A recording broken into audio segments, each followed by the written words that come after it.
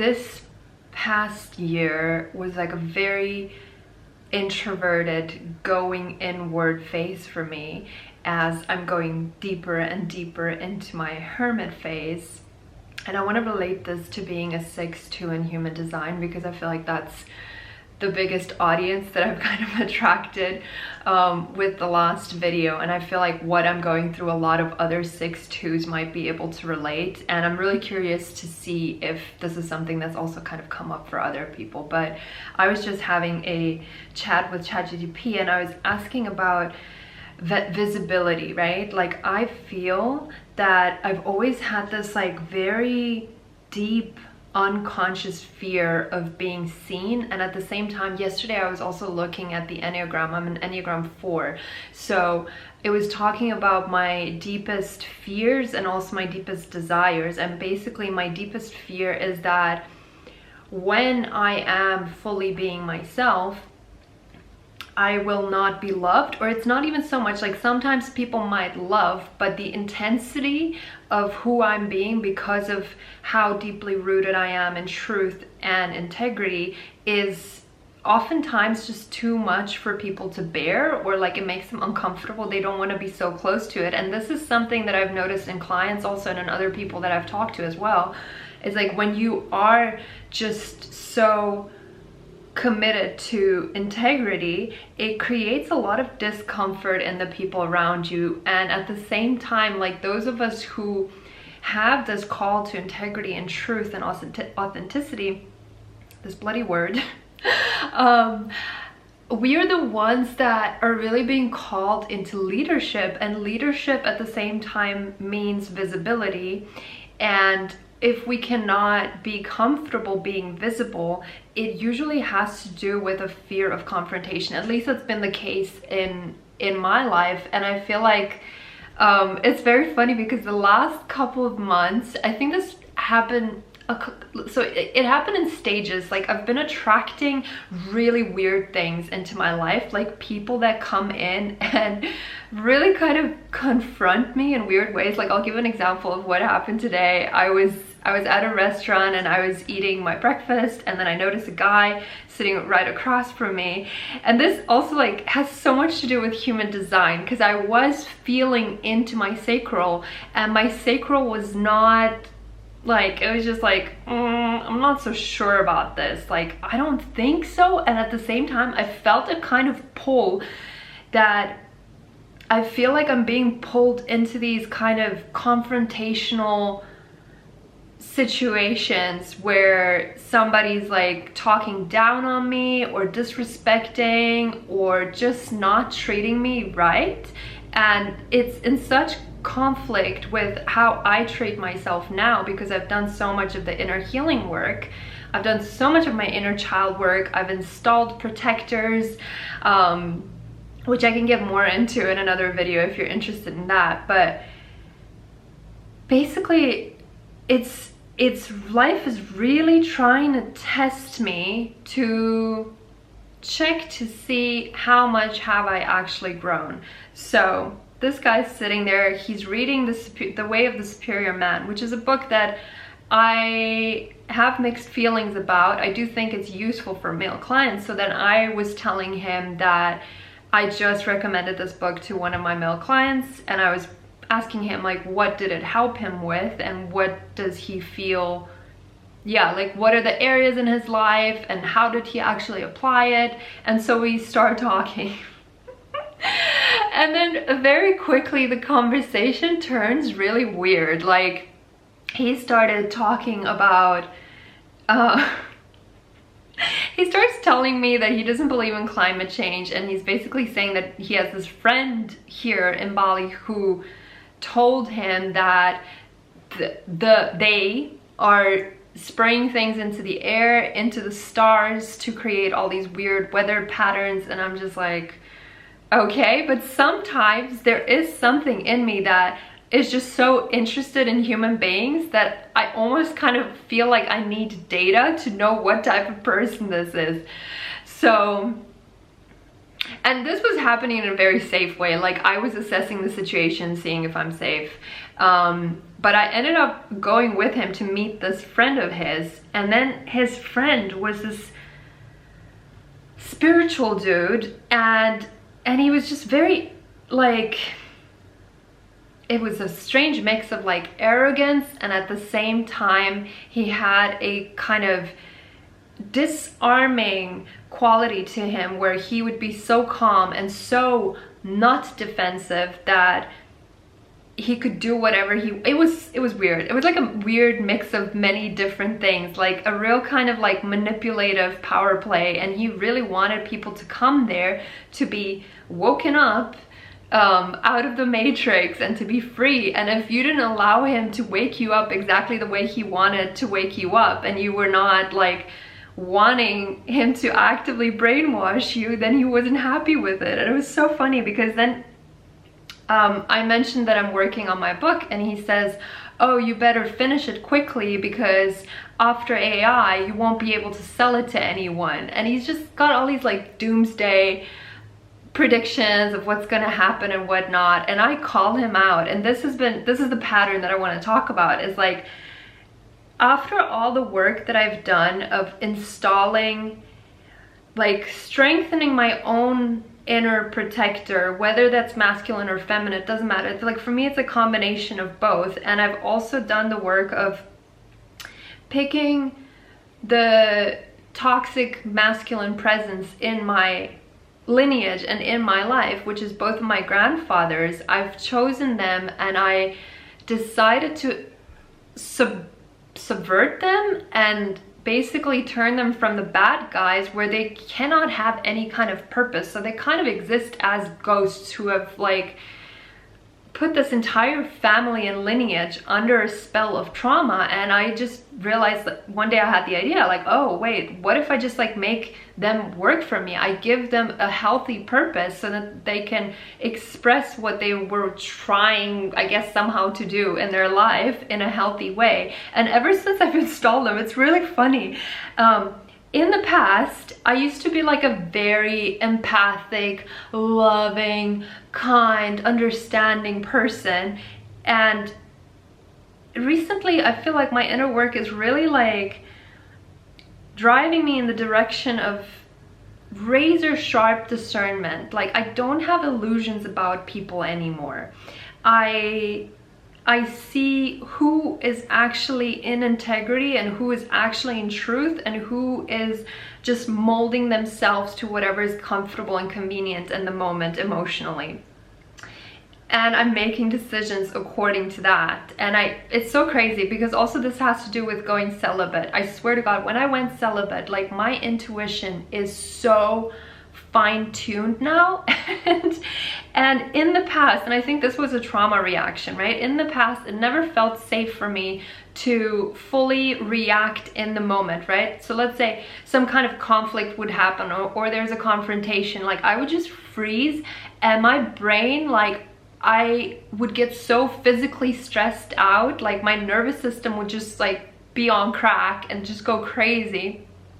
And I could not think fast enough to be able to defend myself. And now whenever something like this happens, it's so funny because I'm like observing it, and things are just coming out of my mouth that are so sharp and so witty and so perfect in the moment. Like today with this guy, when he said that thing, right, about me not being able to, and he was like, you will not publish your book. And I was like, whoa.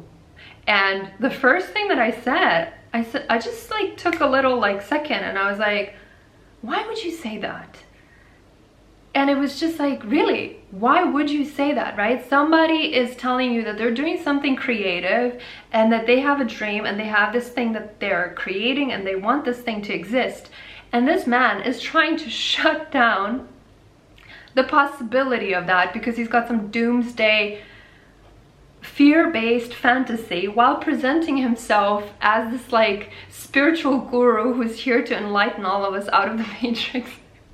It was just so funny, and oh, it was amazing. But basically, like, the stuff that was coming out of my mouth, and I've had multiple situations like that recently where I just say the most amazing things in the moment, and I'm like almost like watching myself as if it's not even me, because it's so new to my identity. And 2 months ago I just had this like sense of like, I'm getting a new personality, and this new personality is a personality where I feel fully safe. And in the past I used to look at, I don't know, people like Cardi B, and I would just be like, wow, like she's always defending herself. She's not scared of getting into conflict with people to protect herself. And this big new realization that I've had also in the past, like I would just feel like, oh, I'm protecting my energy if I don't engage, or I don't protect myself, or I don't assert myself. But now I see it differently. I feel like, especially now when it comes to the book, right? If I allowed someone to say something negative, I just feel like it's almost like they take what they say and they stick it onto my dream. And if I don't take that damn thing off, I feel like I am allowing their negative projections to be a part of my dream. And I feel like that's my sacred space. Like, you're free to think and believe whatever you want to believe, but you cannot project that onto me. And that is a completely new habit, and it's a completely new personality. And it just made me think so much about what it means to feel safe and what this means about power, right? And a lot of the times I think about, okay, what drew me to coaching, you know, like what is drawing me into personal growth? And I think a lot of it has to do with that kind of power. And it's so much more about self-expression and being able to be uncompromising. Like, I feel like for me that's the ultimate goal, and I feel like that's where we're really like creating the best contribution we can make. And the interesting thing with this guy's perspective for me was that he thought that, okay, now if we wake up and we're free from the matrix, then I did not understand like what is the point for him. Whereas for me, it's like, okay, I'm awake, I see reality, I know that I create reality with what I have. My goal and purpose is not just to be awake, it's to use that state of awakeness and that control that I now have over life. And I feel like that's something that I continue working on within myself, and I also have a way to guide my clients to get towards that. Because the crazy thing is, the people who are the most empowered, they have the same amount of 24 hours in a day as anyone else, right? So technically, once we can have that level of control, we can have that level of power over our lives, and we can choose what we want to create. So anyway, like, oh my god, I just feel like today, I feel like these moments of asserting myself and protecting myself and really like using my throat chakra to express myself and to not be scared of these men, you know, mostly sometimes I have women too. I feel like male identified women will try and limit you and tone you down and make you less bright, try and dim your light, really. But I mostly clash with men for some reason. I don't know why. I just feel like sometimes I feel like they come to me, and it's not all of them, obviously. There are also these beautiful men, and I'm like, why this contrast? You know, like there are these really like men who want to destroy, and then there are men who understand their creative capacity and they want to build and uplift and care for others. And it's this constant contrast of the divine masculine and the wounded toxic masculine. And for some reason, and I think it's because of my grandfathers, like I'm very resistant to control. But then in the past, I would feel so oppressed and stifled by that control. But now I feel like, I think for me, that's the biggest spiritual growth and lesson and initiation, is to how do I, within this context of the shadow of the human species, how do I actually be my full self? How do I be in my full power? And I feel like that is something that we're all collectively going through, like with our visibility journeys. Like I feel like for me it's been an ongoing journey for a couple years already. I think like 3 or 4 years. And at first I thought like, oh, I'm scared of being visible and then seen and then not liked. So I was working on that for a long time. And I feel like now that I got to the point where I'm like, hate me, you know, like knock yourself out. Like I just don't take it personal. Like I think like at the very beginning I took it so personal. I was like, oh my god, like if they hate what I stand for, then they hate the things I love. And through a long process of weeding that thought pattern out of my mind, I realized like that's okay. Like those kinds of people just have to hate what I love, and we can all hate and love different kinds of things, and that's been extremely freeing.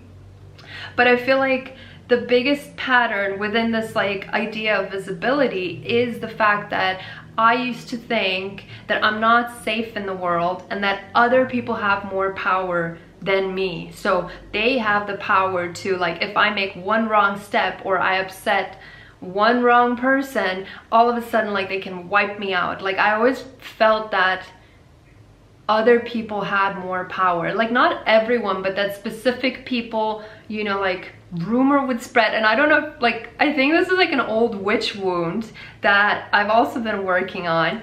But I just feel like the more we step into our power, the more that idea, you know, like every time when there's a beautiful conflict that gets presented and you can assert yourself and survive it, and nothing bad happens other than somebody's upset with you and they leave the conversation or whatever it is, like nothing really bad happens. And the more I feel like we can prove, and I can prove to myself, that conflict is safe. And even in relationships, I had this insight a while back, was that conflict is actually a way to bring you closer. Like conflict is a way for you to either see that you're misaligned and that there is no common ground for you to go forward with a person in any sort of relational way, or it will bring you closer. It will kind of clarify like where you agree and where you disagree, and it's not a bad thing. And it's just like energetically it's making me feel so alive. And I think that's the other big thing that I've been working on recently, is like, even like today, for example, like showing up without makeup. I'm showing up without makeup so much more. And this past year, I've been growing out my grays, and now I have this like stupid 10 centimeters of old hair that's still there. And it's just like, I don't have it in me to disregard or hate or just not love parts of myself anymore. It's starting to feel like I'm getting so clear in how unhealthy that is, and how much of the behavior that is out there in the world is unhealthy, and the cost of not engaging with that. And at the same time, I'm really convinced that the more I invest in the healthy stuff, especially boundaries, like every time I set a boundary, I just feel like it goes through my veins. Like it just feels so healthy. And I used to never do that. And I think a lot of us who have been through trauma, like we were always told as children, like you don't have rights and you don't get to have needs. Like you are not important, and how you feel does not matter. So you're never given this idea that, oh, you know, like if something feels wrong to me or I feel disrespected, I can actually do something. Like I can protect myself, I can assert myself. And what I've been seeing in myself and in my clients is like, that is the gold, that is the stuff of personal growth that like has the biggest impact. The more we can assert ourselves and the more we can like believe like I have the right to exist, I have the right to express myself, and just tell people like when they are not treating me right. And this is also a very strange thing. I feel like societally we have a judgment towards people wanting to be treated well. Like, this is so weird, and I notice it all the time, is that if anyone asserts their wish or right to be treated really respectfully and properly, that it throws people off. And I'm like, wait a second, like, shouldn't this be something that we all aspire to and that we support each other in achieving? Like, that's so weird. It's the weirdest thing. So it's just so interesting, and I wanted to share, just as the energy is like so alive and fresh, the insights from the field, because it's such a crazy, interesting, and intricate process that we engage with as we're trying to do our inner work and as we're trying to be new people. And I literally feel like the last 2 months I have a completely new personality, and that's something I wanted to share in here. Is like, once you do this work, you literally get a new personality. I'm like, you know, like, I like this person so much better. Like, this is so healthy. Why didn't I do this way sooner? Like, why was I dimming myself and feeling unsafe, you know, to be assertive or to speak a lot? Like, that's craziness. So yeah, anyway, if any of this resonates, if you're on the same path, if you have questions, if you want me to share more about certain aspects, leave a comment down below. I will close this now, even though I could rant on into eternity about all the, well, not rant, it's more like just yap, I guess is what it's called nowadays. And even just being cringy, right? Like, even just like, for example, like in those situations in the past, I would not assert myself because I was like, oh, but what if I'm embarrassing? What if I do it badly? What if I start and then I get too nervous and then I say it badly? But now it's like that part of my brain has gotten disabled, and I'm no longer capable of like controlling myself in the moment, and just like stuff just comes out of me, and it's coming out of me from my gut. It's like a real kind of instinct to protect and to not allow disrespect towards me, which is what I think a lot of people who have been through trauma like majorly struggle with. Like, either they get like hyper aggressive and they seek out conflict, but for me it's kind of the opposite. Like, I was always conflict avoidant, and I was like, like, I energetically don't have the energy and emotional energy especially to go through this, because this will drain me so much. Whereas now I feel like, no, I understand the negative effects of not defending myself and of constant self-abandonment, because that's the real trauma. It's not what happens to us, it's the fact that we've constantly self-abandoned and we're not there showing up for ourselves to protect ourselves. Like, if nobody else is there, at least you have yourself, and you can be the one protecting yourself. And it just feels, oh my god, it feels so healthy. Like, it feels like fresh oxygen. Like, every time it happens to me, and it's not very often, maybe it's like, I don't know, like once in 2 months, some kind of situation like this will happen, and I'm just like, oh, like new life. Like, it just feels so good. So, and then afterwards I feel grateful for these people. I'm like, how wonderful, like, what great teachers. Like, I'm so grateful that I get to transmute these kinds of situations into something that helps me grow into a version of myself that I can like and respect more.